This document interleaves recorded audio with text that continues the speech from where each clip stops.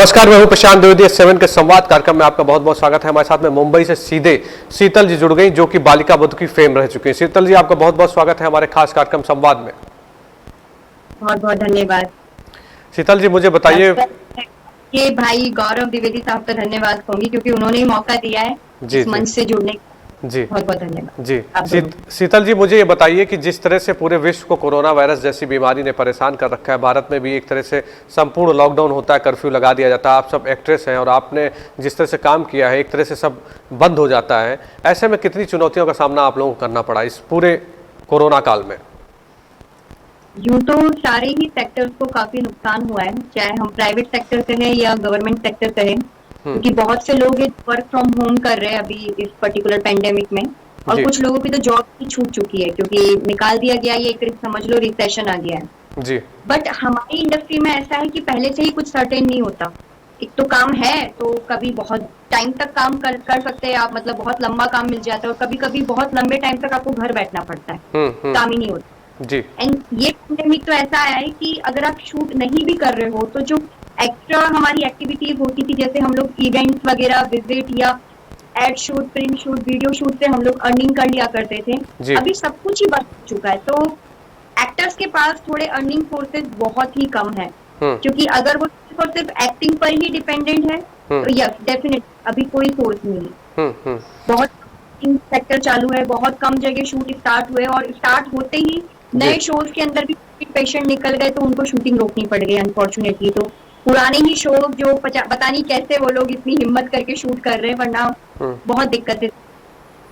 तो मुझे बताइए कि देखिए, जिस तरह से इस कोरोना काल में देखा गया, बहुत सारे जो एक्ट्रेस हैं वो कहीं ना कहीं डिप्रेशन का शिकार हो गए, कई सारी समस्याएं सामने दिखाई पड़ रही हैं। जिस तरह से आजकल देखिए बॉलीवुड में जिस तरह से संकट के बादल दिखाई पड़ रहे हैं, एक नए नए मामले निकल के आ रहे हैं, और अभी तो हाल में कई सारे छोटे पर्दे के जो कलाकार थे उन्होंने सुसाइड तक कर लिया है।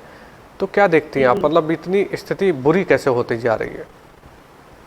जैसा मैंने आपसे कहा कि हमारे पास ऑप्शंस नहीं है। मैं अपनी बात कर रही हूँ, मैं उन एक्टर्स की बात कर रही हूँ जिन्होंने अपनी सीमाएं सिर्फ एक्टिंग तक ही सीमित करके रखी है। उनको लगता है एक्टिंग के बाहर वो कुछ और नहीं कर सकते। ऐसे लोग सोचते हैं कि इन हालातों में कोई ऑप्शन नहीं बचता है, घर चलाने के लिए खर्चे नहीं आ रहे, तो शायद थक हार के इतना ऐसा डिसीजन ले लेते वो, जिसको मैं तो कहीं से भी नहीं कह सकती कि सही भी, क्योंकि बेशक सबके अपने हालात होते हैं, लेकिन सुसाइड को प्रमोट नहीं कर सकते हम कि बुरे वक्त आए या बुरे हालात आए तो आपको ऐसा कर लेना चाहिए, ऐसा मैं तो नहीं कहूँगी। क्योंकि फॉर्चुनेटली मुझे मेरी फैमिली का सपोर्ट है, मैं फाइनेंशियली बात करूंगी, एक मॉरल सपोर्ट भी बहुत मायने रखता है। बिल्कुल ठीक बात है। इन हालातों में कैसा हो गया ना कि एक्टर्स के साथ बात करने के लिए कोई है ही नहीं, उनके रिश्तेदार, उनके दोस्त सब दूर भाग रहे हैं जी, क्योंकि सबको यही लग रहा है कि फोन करेंगे तो शायद पैसों की डिमांड करेंगे काइंड ऑफ।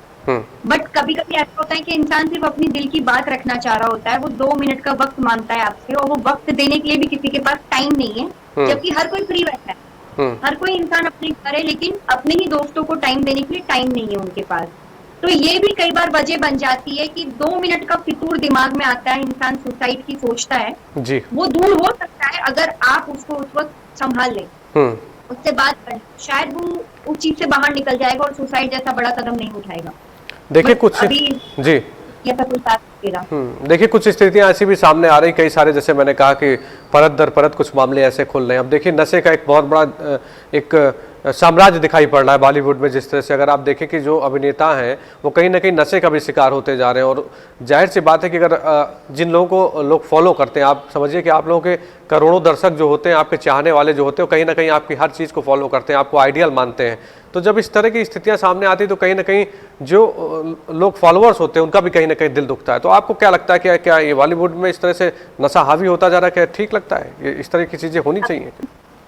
त्रिवेदी साहब, ये अभी तो नहीं है, ये आई थिंक मुझे लगता है बहुत प्राचीन काल से चलते आ रहा है। नशा तो जी अलग अलग रूप किया जाता है। अब देखा जाए तो अगर आप किसी चीज की अति हद से ज्यादा सेवन कर लेते तो वो नुकसान देती है, फिर चाहे वो सिगरेट, गुटखा, पान, तंबाकू हो या भांग ही जैसे नाम पे सेवन करते हैं, लेकिन अगर हद से ज्यादा सेवन कर लेंगे तो वो भी आपको उस लेवल तक पहुंचा सकती है जिस लेवल का ड्रग्स का इस्तेमाल से होता है, बट अति आपको नुकसान देती है। अब हाँ, ये जरूर है कि एज अ आइडल हमको लोग देखते हैं तो कई बार हमारी चीजों से नफरत भी करने लगते हैं और कई बार हमारी चीजों को नहीं जानते हुए फॉलो भी करने लगते हैं। बहुत से यंगस्टर, जो युवा पीढ़ी है, वो नहीं समझती कि ये चीज कितनी नुकसानदायक है। वो सोचती है कूल बनने का है, डूड बनने का है, और हमारा एक्टर ले रहा है तो हम क्यों ना ले। तो ऐसा वो करने लगते हैं, तो विच इज वेरी हार्मफुल। लेकिन हाँ, ऐसा नहीं है कि सिर्फ एक्टर्स को ही देख के लोग चीजें फॉलो करते हैं। जिसके जब मन में आता है जो चीज सही लगती है वो वैसे भी फॉलो करेगा। आप पंजाब को देखते हैं, पंजाब तो आधे से ज्यादा नशों में ही डूबा पड़ा है। अब ऐसा तो नहीं कि सबके ऊपर बॉलीवुड का इन्फ्लुएंस है जी, उनकी अपनी मर्जी तो शामिल होगी उसके अंदर। हाँ, ये बहुत अच्छी बात है कि कहीं ना कहीं ये मुद्दा निकला है, तो अब इंडस्ट्री में थोड़ी सी गंदगी शायद साफ हो सकती है। क्योंकि जब हम भी नए नए आए थे तो हमारे सामने भी ऑफर्स रखे गए थे शुरू में कि आप अल्कोहल क्यों नहीं पीते हो, क्यों नहीं पीते हो, ऐसा। हालांकि मैंने ड्रग से रिलेटेड पार्टीज तो कभी अटेंड नहीं करी, ऑफर्स बहुत आते हैं बट मैंने कभी नहीं करी। लेकिन अल्कोहल भी मुझे कभी पीना नहीं था, बट उसके लिए भी ऑफर किया जाता था। और हमें कुछ ऐसा प्रिटेंड करना पड़ता था एज एन एक्टर उनके सामने, क्रैनबेरी जूस या एप्पल जूस हाथ में लेकर कि yes we are having wine, ऐसा दिखाना पड़ता ताकि उनको भी रिलैक्स लगे और उनको लगता है हमारी रिस्पेक्ट हो रही है। अगर हम नहीं लेंगे तो वो डिसरिस्पेक्ट फील करते हैं बड़े प्रोड्यूसर, डायरेक्टर, और फिर आगे हमें काम नहीं देते। मतलब ऐसा उनको हम उनकी नहीं लगते, तो हमें उनके साथ थोड़ा सा घुल मिल के चलना पड़ता है।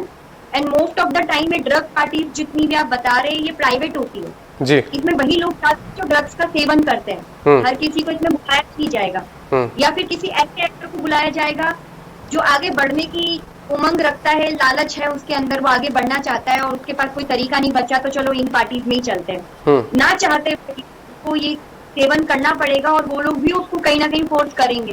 आप 5-6 घंटे किसी के सामने बैठो और वो एक ही चीज वहां रखी है खाने पीने के लिए, तो आप क्या करो?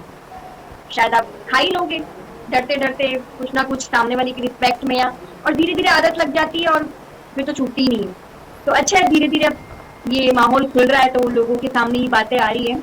बट प्लीज इसको इस तरह से ना देखिए कि इंडस्ट्री के सारे ही लोग ड्रग्स का सेवन करते हैं। कुछ पर्टिकुलर सेक्टर्स है, बहुत से लोगों ने आज भी अपने मॉरल संभाल के रखे हैं। मैं भी उनमें से एक हूँ फॉर्चुनेटली अभी तक। जाहिर सी बात है, बहुत बढ़िया। और अगर आप इस पथ चिन्ह पे चल रही तो बहुत अच्छी बात है। और नशा तो देखिए आदमी को बर्बाद करता, नीचे से लेकर ऊपर तक। और जो लोग इसका सेवन करते कहीं ना कहीं देखिए डिप्रेशन का शिकार हो गए। सुशांत सिंह जैसा एक जिंदा दिल कलाकार जिसको लोग कितना फॉलो करते थे, आज हमारे बीच में नहीं है। अचानक एक खबर इस तरह की आती है और उसमें बहुत सारे मामले खुलते, तो कहीं ना कहीं सबका दिल दुखता है और उनके घर परिवार के लोग भी परेशान होते हैं, उनको भी बहुत बड़ा कष्ट होता है, जो उनके व्यूअर हैं उनको भी बहुत बड़ा कष्ट होता है। अच्छा, मुझे बताइए कि जी, नशे के एक्चुअली 2 नुकसान हैं। एक तो ये बहुत महंगा आता है, तो इसको बार बार खरीदने के लिए आपको हद से ज्यादा अपनी आमदनी उड़ानी पड़ेगी। फिर आप रईस हो या गरीब हो, आप ऑलमोस्ट कंगाल हो जाते हो। तो जब पैसे का नहीं रहता तो कहीं ना कहीं आप डिप्रेशन के शिकार हो जाते हो। तो बेसिकली ड्रग्स की लत तो यही बताती है कि जब ऐसी लत हो जाए कि जिसको आप छुड़ा नहीं सकते, तो उसको पाने के लिए आप अपना सब कुछ बेच भी दोगे। बिल्कुल ठीक बात है। तो एक नुकसान तो ये है। दूसरा नुकसान ये है कि स्टेटस लेवल को मेंटेन करके चलना है, बाकी लोग भी लेते हैं, हमें भी लेना है, तो वो छूटता ही नहीं है। कहीं ना कहीं आपको अंदर से खाने लगता है। आप पार्टीज में ऐसी हरकतें करने लगते हो कि एक सभ्य इंसान जैसी तो हरकतें नहीं लगती आपकी, तो लोग आपसे कटने लगते हैं, दूर भागने लगते हैं। होता है ऐसा, नशे की हालत में लोग ऐसी हरकतें कर जाते हैं, अगले दिन उनको याद भी नहीं रहता। तो बहुत नुकसान है। लिंक्स कट आउट होते हैं, आपके अच्छे लिंक जितने भी थे वो सब कट हो जाएंगे, आपसे दूरी बना लेंगे, दूसरा आपका पैसा खर्च हो रहा है जी। ऐसी चीज अपनाने क्यों है? अच्छा, मुझे बताइए कि मैं जो बालिका बधू में आप में जो आपने एज ए एक्टर काम किया है, तो मुझे बताइए कि एक इतना बढ़िया सीरियल जिसको मतलब बरसों से लोग देखते चले आ रहे थे, जब आपको मिला तो कैसा लगा उस समय आपको? क्योंकि इसकी बहुत बड़ी टीआरपी आती थी, मैं देखता था कि वीकली जो टीआरपी आती थी उसमें बहुत ज़्यादा हाइप पे रहता था कार्यक्रम और बहुत सारे लोग इसको देखते थे। तो जब आपको सबसे पहले ये मिला, मतलब असाइनमेंट करने के लिए मिला, तो कैसा लगा आपको? देखिए, मैं फर्स्ट ऑफ ऑल तो जयपुर राजस्थान से हूँ जी। मैंने वहां पे तो काम किया है, राजस्थानी मूवीज, एल्बम किए मैंने, और पेशे से मैं कोरियोग्राफर रह चुकी हूँ वहाँ पे, डांस कोरियोग्राफर। तो एक्टिंग के अंदर जाना ही था, ऐसा तो मेरा शुरू से कभी कोई रुझान नहीं था। मैंने मुझे वहाँ राजस्थान में जितनी अपॉर्चुनिटीज मिली वो मैंने बड़ी खुशी खुशी की, मेरे लिए बहुत बड़ी बात थी जी। फिर एक शो किया मैंने महुआ राजस्थानी के लिए, जिसके लिए मुझे मुंबई आना पड़ा बाकी के शूट के लिए, एंड अनफॉर्चुनेटली वो चैनल नहीं आया। तब मुझे वहाँ पे किसी ने सजेस्ट किया कि बालिका वधू जिस प्रोडक्शन हाउस का था स्फेयर ओरिजिन, मैं वहां जाके ऑडिशन दूं। मैंने दिया एंड दैट टाइम वो किसी नए शो की कास्टिंग कर रहे थे, बट उन्होंने मुझे सामने से बालिका ऑफर किया। तो एक पल के लिए मैं शॉक हो गई थी कि उनका सबसे चहीता और सबसे बड़ा शो मुझे वो ऑफर कर रहे हैं। तो एक और प्रश्न मेरे दिमाग में था कि कौन सा किरदार मुझे ऑफर किया जा रहा है। आज मुझे फुगना का किरदार किया जा रहा होगा, क्योंकि मेरे इतने बड़े ख्वाब थे ही नहीं कि गहना भी मैं इमेजिन कर सकूं जी। तो जब गहना बोला तो मेरी पहली ही बात ये थी कि वो शो क्यों छोड़ रही है नेहा जी जो कर रही थी मुझसे पहले शो। मैंने कभी नहीं सोचा कि मैं उनकी जगह लूंगी या काम करूंगी, क्योंकि एक तो बहुत बड़ा किरदार है अपने आप में और सॉलिड है और एंड टूवर्ड एंड तक वो चलने वाला है शो के अंदर। तो ऐसा काम आपको मिल जाना बेशक नसीब की बात है, लेकिन उसको पाने से ज्यादा मेरे दिमाग में ये था कि ऐसे कैसे, क्योंकि मैं भी एज ए देखती थी बालिका वधू, तो सारे किरदार मेरे दिमाग में छपे हुए थे। तो नेहा जी को रिप्लेस करना और इतनी बड़ी जिम्मेदारी निभाना, फिर दूसरा ऑडियंस के दिलों में जगह बनाना, मेरे ऊपर बहुत बड़ा बर्डन था उस टाइम पे। शुरू में तो मैं बहुत डर डर के काम करती थी, डायरेक्टर्स की भी डांट खाई है मैंने, सेट पे बहुत सीखा है मैंने, तो बहुत टाइम लगा है मुझे मंचने में उस किरदार के अंदर जी। पर मिला बहुत बड़ी बात है मेरे लिए। देखिए जाहिर सी बात है, अगर शिद्दत से आप किसी काम को करें तो आप उस मुकाम तक पहुंच जाते हैं जिसके बारे में आप सोचते हैं। और आपने इतनी बढ़िया बात कही कि अगर नशे से दूर रहेंगे, मतलब कुछ चीज़ें सामने खुल के आती तो तब समझ में आता, लेकिन अगर आदमी नशे से भी दूर रहे और अपने काम के प्रति दृढ़ संकल्प लेके चले तो जरूर आगे बढ़ेगा। अब मुझे आप बताइए इसके बाद अभी कौन कौन से धारावाहिक आपके आ रहे हैं जिसपे आप काम कर रही हैं? सीरियल में तो मेरा इतना फोकस नहीं है, मेरे मूवी प्रोजेक्ट है अभी। अच्छा। एक साउथ का है और बॉलीवुड का है। 2021 तक तो हम डेफिनेटली फ्लोर पे जाएंगे। I mean, हम लोग शूट स्टार्ट कर देंगे उसका, क्योंकि इस साल तो थोड़ी सी दिक्कतें हैं बिकॉज ऑफ कोविड। तो शूट अभी मूवी शूट के लिए तो, क्योंकि हमारी लोकेशन आउट ऑफ कंट्री की है, तो इतनी जल्दी परमिशन तो मिलेगी नहीं। तो हमें थोड़ा टाइम वो शूट स्टार्ट होते, लेकिन हमारा प्री प्रोडक्शन स्टार्ट हो चुका है फॉर्चुनेटली। तो अभी शायद मैं आपको बड़े पर्दे पे नजर आऊँ।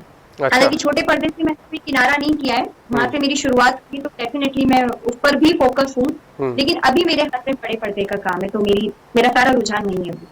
अच्छा, देखिए इस कोरोना काल में जिस तरह से मतलब डिजिटल जो भी प्लेटफॉर्म थे उनका एक बहुत बड़ा एक दायरा दिखाई पड़ा। आप देखिए कि डिजिटली जितनी मीडिया सामने आ रही हैं, जितनी मूवी सामने आ रही हैं, वो कहीं ना कहीं बहुत हाइप पे जा रही हैं और एक तरह से पर्दे का जो काम है लगभग वो समाप्त होता हुआ दिखाई पड़ रहा है। मतलब कहीं ना कहीं जो है वो स्थितियां बदल रही। तो वेब सीरीज के बारे में क्या कहना है आपका? क्या लगता है कि अब जैसा दिखाई पड़ रहा है, अमूमन दिखाई पड़ रहा है इस समय कि वेब सीरीज की जितनी भी सीरियल्स आ रहे हैं, जितनी भी मूवी आ रही है वो सुपर डुपर हिट हो रही है। हालांकि इस समय सिनेमा हॉल बंद है, लेकिन कहीं ना कहीं डिजिटल जो दुनिया है वो बहुत आगे बढ़ती नजर आ रही है।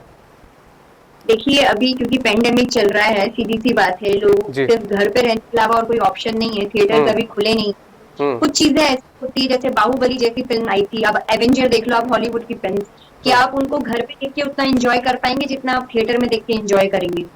तो जब थिएटर खुलेंगे तो डेफिनेटली लोग सबसे पहले थिएटर्स की तरफ ही भागेंगे जैसे पहले जाते थे जी। फिर चाहे सिंगल स्क्रीन में जाके आप गाँव देहात में 50 रुपए की टिकट लेकर ही थिएटर में जाके फिल्म क्यों ना देखे आप, लोगों के अंदर से थिएटर का क्रेज आप एकदम से हटा नहीं सकते। वो क्रेज इतना बरसों से चलता आ रहा है और आगे भी चलेगा। हाँ, ये एक अलग बात है, अभी सिचुएशन थोड़ी सी डिफरेंट है। मार्केट ओटीटी प्लेटफॉर्म्स का चल चुका है, नए नए ओटीटीज भी आ गए हैं। मैं अमेज़न नेटफ्लिक्स की बात नहीं करूंगी क्योंकि वहां पे काफी अच्छे सब्जेक्ट दिखाए जाते हैं जी जी। अदर ओटीटी हमारे इंडिया में जो आए हैं जिनके अंदर 95% ओटीटी के अंदर सिर्फ और सिर्फ वल्गैरिटी ही दिखाई जाती है। सब्जेक्ट तो पता नहीं क्या होता है, समझ नहीं आता, बट वल्गैरिटी के अलावा कुछ नहीं होता उसके अंदर। तो अभी वो लोग इसलिए देख रहे हैं क्योंकि फ्री है, घर पे देखने के लिए कुछ है नहीं, और एक साइंटिफिक रीजन होता है। हर इंसान के अंदर एक प्रॉब्लम तो होती है कि ये चीज तो उनको देखनी ही देखनी है, रात बिरात आधे घंटे के लिए अपने आप को टाइम देके एक वल्गैरिटी वाली चीज उनको देखनी ही देखनी है, अपना डिप्रेशन दूर करने के लिए, माइंड डाइवर्ट करने के लिए। तो शायद इसलिए ओटीटी प्लेटफॉर्म इतना ज्यादा हाइप हो गए। लेकिन एक वक्त आएगा जब ये थोड़े से शांत होंगे और वापस से थिएटर जब खुलेंगे तो बड़ी पिक्चरों के लिए तो थिएटर भी बने। अब एक साल के लिए जो पहले से मूवीज बन चुकी है उनको ओटीटी प्लेटफॉर्म पे आप दिखा सकते हो, लेकिन नई मूवी जब बनाओगे तो उसके लिए तो आप वेट करोगे ना थिएटर खुलने का, और 2021 में तो खुल ही जाएंगे, वो खुली वापस से वो सब मार्केट खुल जाएगा। इवन टीवी चालू हो जाएंगे, लोगों के घरों में जो बंद पड़े अभी आईपीएल की वजह से खुला है अभी तो, लेकिन लोग मोबाइल रहते हैं। बट वक्त आएगा जब वापस से लोग थिएटर और टीवी की तरफ बढ़े। नहीं, आप देखिए कि इस पूरे कोरोना के समय में जिस तरह से मतलब आप देखिए रामायण आ रही थी, लोगों ने पुरानी जिंदगी को जीना शुरू कर दिया। मतलब भारत के लोग इतने सशक्त हैं कि सबसे ज्यादा टीवियां ऑन थी और लगातार लोग रामायण महाभारत देख रहे थे। जिस तरह से फैमिली के लोग बैठे थे, पुरानी यादें ताजा हो रही थी। आप भी जरूर अपने परिवार के साथ में बैठे होंगे, अगर आपके परिवार के लोग रहे होंगे तो। क्या एक्सपीरियंस है उस समय के जब लॉकडाउन चल रहा था? नहीं, मैंने उस टाइम पे टीवी बंद करवा के रखा था अपना, सब कुछ बंद था मेरा, सिर्फ वाईफाई ऑन था। मैं टीवी तो नहीं देख रही थी।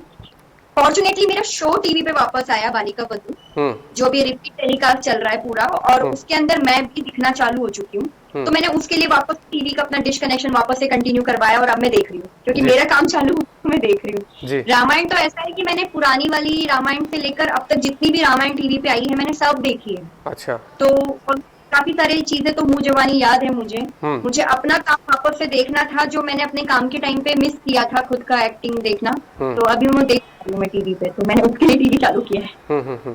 अच्छा, अभी आपने कहा कि आप राजस्थान से आपका ताल्लुक है। राजस्थान बहुत अच्छी जगह पे, जाहिर सी बात, अभी मैं कुछ दिन पहले गया था वहाँ पे घूमने के लिए, तो बहुत सारी मतलब एक अलौकिक तरीके का वहाँ पे नज़ारा दिखाई पड़ता है। क्या मतलब क्या यादें हैं आपके, क्या स्मरण है, मुझे बताइए। राजस्थान कितना याद आता है आपको, क्योंकि आप मुंबई एक माया नगरी है। मतलब वहाँ पे तो आप समझिए दिन रात आप काम करते रहे, व्यस्त अपने आप को रखिए, लेकिन राजस्थान में भी एक अलग सा सुकून मिलता है वहाँ पे पहुँचने में। कितना याद आता है आपको? देखिए, मैं ना मिडिल क्लास फैमिली से हूँ, तो हमारे घर में ना कुछ नियम कायदे होते थे उस टाइम पे, कि घर से बाहर जाना है तो या तो फैमिली के साथ जाओ या भाई बहन के साथ जाओ, अकेले मत जाओ। तो मतलब ये बहुत कहते हैं विडम्बना की बात है कि जयपुर में रहकर भी मैंने ज्यादा चीजें नहीं एक्सप्लोर करी जयपुर की। कुछ चीजें देखी है मैंने, जैसे वहाँ पे भी किला है, आमेर का किला, नाहरगढ़ किला, मतलब जितने भी किला है जहाँ पे शूटिंग वगैरह होती है वो सब मैंने एक्सप्लोर किया है। बट मैं ज्यादा घर से बाहर नहीं निकलती थी। मैंने मेरी कॉलेज टाइम तक भी सिर्फ कॉलेज से घर से कॉलेज उतना ही रखा है। शूटिंग शूट आते थे तो डेफिनेटली मैं मेरी मदर के साथ जाती थी। लोगों को बड़ा अजीब लगता होगा कि मम्मी के साथ जाती थी, तो यस, मैं मम्मी के साथ जाती थी सब जगह। पहली बार ऐसा हुआ कि मुंबई आई हूँ और तब से लेके अब तक अकेले ही सरवाइव कर रही हूँ। मतलब यहाँ मेरे साथ मेरी फैमिली का कोई भी शख्स साथ में नहीं जाता आता। हालांकि मेरा छोटा भाई साथ में रहता है, बट हम लोग कहीं साथ में आते जाते नहीं है, सब अपने अपने हिसाब से अपनी अपनी लाइफ जीते हैं। तो this is the first time. बेशक जयपुर और पूरा का पूरा राजस्थान अपने आप में भरा पड़ा है ऐसी चीजों से कि जितना आप अभी भी एक्सप्लोर करोगे तो कुछ ना कुछ नया ही निकल के सामने आएगा। काफी सारे साहित्यिक आपको चीजें देखने को मिलेगी, किले, गढ़ और शूटिंग प्लेसेस। तो राजस्थान के आगे तो सब फीके ही है, मतलब मैं ऐसा नहीं कहूंगी फीके, लेकिन बहुत सारी चीजें राजस्थान में आपको अवेलेबल हो जाती है, किला वगैरह, और आपको कुछ पुरातत्व दिखाना हो, महल टाइप दिखाना हो, तो बहुत सारी चीजें आपको राजस्थान में ही मिलेगी। मैंने एक्सप्लोर किया है। गहना बनने के बाद इवेंट्स बहुत आते थे, तो अलग अलग सिटीज में जाती थी, तो तब मैं एक्सप्लोर करने लगी थी। बट विदाउट गहना, जब मैं गहना नहीं थी, सिर्फ शीतल थी, तब मैंने इतना एक्सप्लोर किया। अच्छा, मुझे बताइए कि आप राजस्थान से आते हो, जाहिर सी बात है कि अगर आप देखें अलग अलग प्रदेशों से लोग मुंबई जैसी महान माया नगरी में जाते हैं, तो क्या कहेंगे उन लोगों के लिए जो न्यू कमर्स आ रहे हैं इस समय, उनको क्या क्या, क्योंकि आपने भी बहुत सारी चीज़ें देखी हैं अपनी ज़िंदगी में आगे बढ़ने के लिए। आपने बताया कि आप मिडिल क्लास फैमिली से ताल्लुक़ रखती हैं, तो क्या क्या तब समस्याओं का सामना करना पड़ता है, और क्या कहेंगे उन लोगों के लिए जो इस समय जाना चाहते हैं वहाँ पे?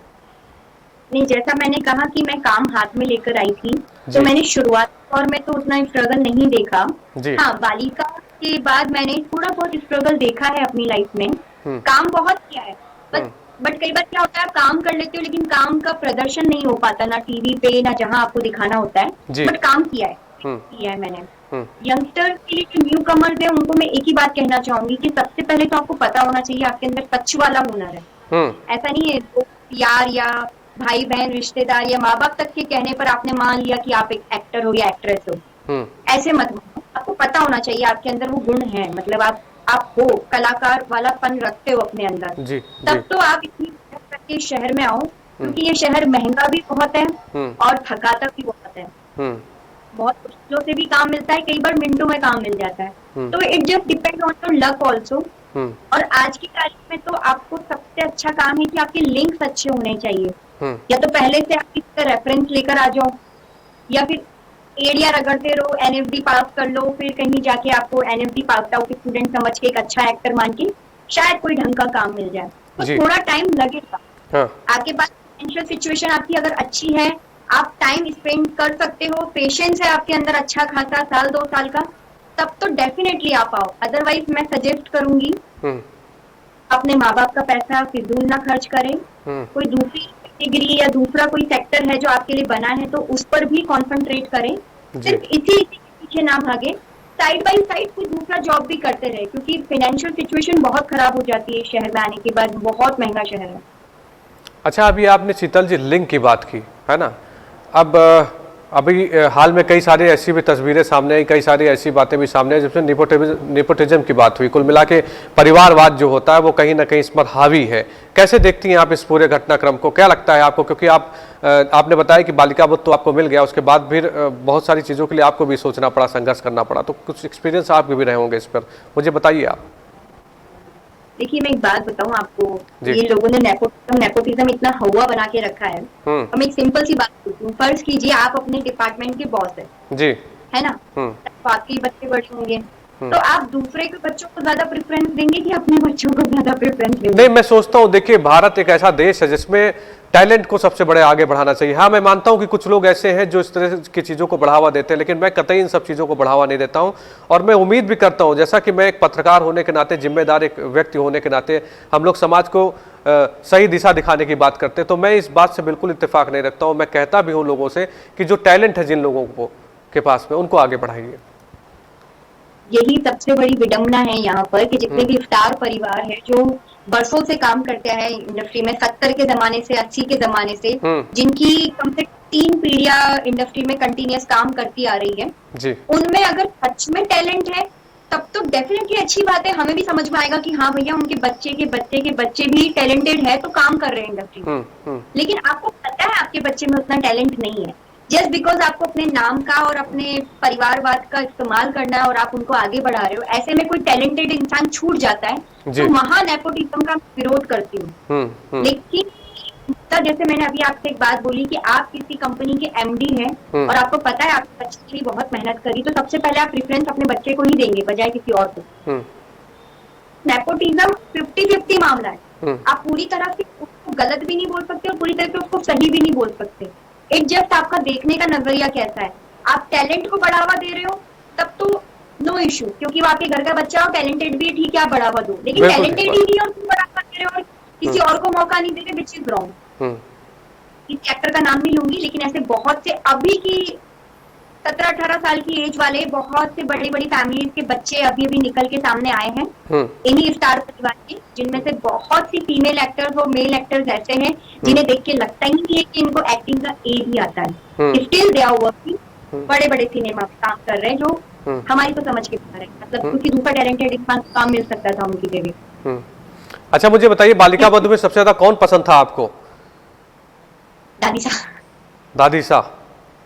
क्या एक्सपीरियंस थे उनके साथ में आपको, क्या बातें क्या करते? जाहिर सी बात, जब ब्रेक होता था तो आप लोग साथ में बैठते होंगे, कुछ देर बातें होती हैं, एक परिवार के तौर पर एक माहौल जो है वो परिवार के तौर पर हो जाता है, क्योंकि इतनी बड़ी सीरीज जब चलती है आप लोग पर डे साथ में बैठते होंगे, तो क्या एक्सपीरियंस थे उनके साथ में आपके?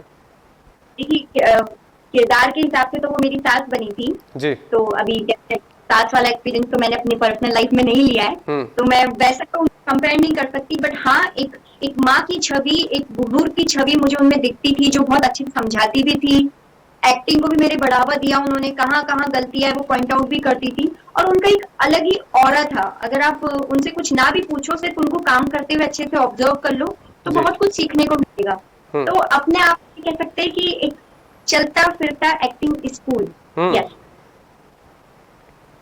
बहुत बहुत बहुत बहुत कुछ सीखने को मिला है मुझे उनसे। अनफॉर्चुनेटली मेरी तबीयत ठीक नहीं है अभी, तो आई विश कि आपके चैनल के जरिए जितने भी दर्शक लोग देख रहे हैं उनके लिए प्रे करें ताकि उनकी तबीयत जल्द से ठीक हो जाए।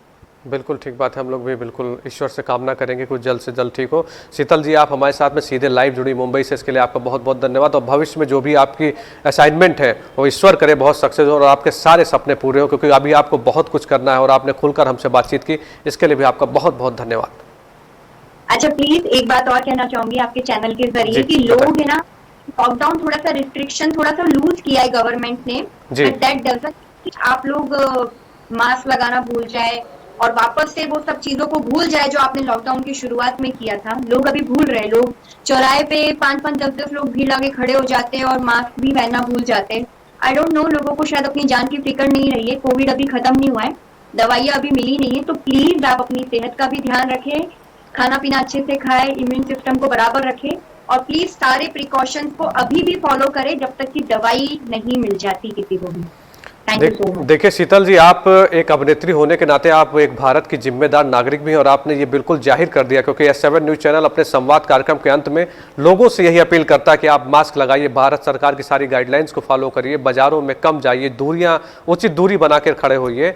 और आपने भी जिस तरह से बेबाकी से अपील की, बहुत सारे लोग आपको जो भी चाहते हैं और आपकी बात को जरूर सुने, क्योंकि अगर समाज सुरक्षित रहेगा तो सभी लोग सुरक्षित रहेंगे। इस बीमारी से लड़ने के लिए अंदर एक एनर्जी भी चाहिए, आपको इम्यून सिस्टम भी मजबूत रखना है और आपको जो भी गाइडलाइंस उनको फॉलो करना है। आपका बहुत बहुत धन्यवाद और ईश्वर आपके सारे सपने पूरा करे। बहुत बहुत मेरी बधाई। जी बताइए बताइए बताइए। मैं ये कहना चाहूंगी कि आप देखिए, जरूरी नहीं है आपके आस पड़ोस में जो इंसान रह रहा है उससे आप वाकिफ है या वो आपका अपना लगता ही है।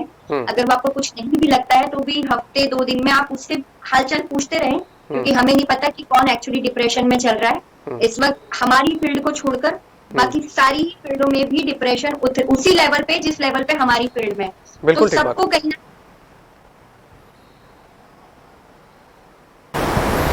बिल्कुल ठीक बात आपने कहा। और मैं बताऊं आपको कि शीतल जी हमारे साथ में सीधे मुंबई से लाइव जुड़ी थी और एक कुशल अभिनेत्री होने के साथ साथ एक जिम्मेदार नागरिक भी इन्होंने जाहिर कर दिया। जिस तरह से इन्होंने अपील की, लोगों से कहा कि आप सभी मास्क लगाइए, बाजारों में कम जाइए और जो भी गाइडलाइंस है उनको जरूर फॉलो करिए। हम आपको बताएं कि S7 न्यूज़ चैनल भी अपने संवाद कार्यक्रम के अंत में आपको लगातार एक तरह से हम लोगों ने एक मुहिम चला रखी है। हम लोग डॉक्टर्स को जोड़ते हैं, बड़ी बड़ी हस्तियों को जोड़ते हैं जो आपसे अपील भी करते हैं और आपसे कहते हैं, और हम भी आपसे अपील करते हैं कि आप जो भी गाइडलाइंस है उनको जरूर फॉलो करिए। और S7 न्यूज़ चैनल के सभी डिजिटल प्लेटफॉर्म को आप लाइक करिए, आप हमारे फेसबुक पेज को लाइक करिए, आप हमारे यूट्यूब पेज को सब्सक्राइब करिए, क्योंकि हर खबरों से हम आपको रूबरू कराएंगे, हर छोटी बड़ी खबरों से आपको दिखाएंगे कि क्या हो रहा है आपके पास में। तो देखते रहिए S7 न्यूज़ चैनल, अपना शहर अपनी खबर।